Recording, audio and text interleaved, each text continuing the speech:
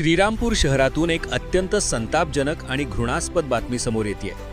ज्या साठवण तलावातून संपूर्ण शहर तहान भागवतं, त्याच तलावात आता चक्क संडासचा मैला आणि गटारीचा पाणी मिसळलं जातंय।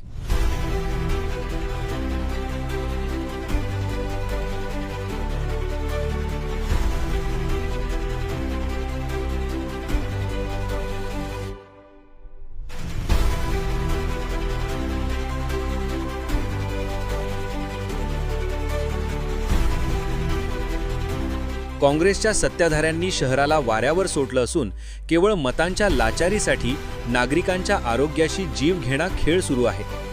श्रीरामपूरकरांनो सावधान, तुम्ही जे पाणी पिताय ते पाणी नसून थेट ड्रेनेजचं विष असल्याची भीती आता निर्माण झाली आहे। शहरातील साठवण तलावात शौचालयाचं पाणी आणि गटारीचा मैला सोडण्याचा भयंकर प्रकार पुन्हा एकदा उघडकीस आला आहे।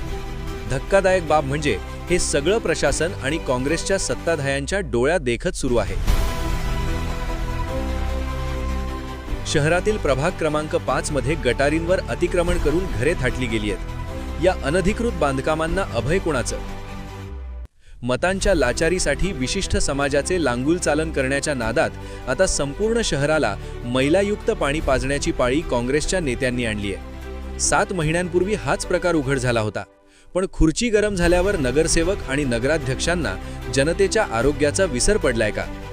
प्रवरा कालव्यातून साठवण तलावाकडे जाणाऱ्या पात्रात ज्या प्रकारे कचरा, घाण आणि शौचालयाचा मैला सोडला जातोय, त्याचे पुरावे आता कॅमेऱ्यात कैद झाले आहेत। एकीकडे स्वाभिमानी श्रीरामपूर घडविण्याचे स्वप्न दाखविणारे लोकप्रतिनिधी आता कुठं गेले?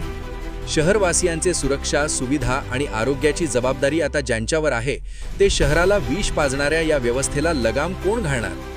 नागरिकांच्या आरोग्यासोबत एवढा घाणेरडा आणि गलिच्छ प्रकार सुरू असताना देखील पालिकेचा आरोग्य विभाग कोणाच्या दबावाखाली गप्प बसलाय? निवडणूक संपली की जनतेची किंमत शून्य होते का?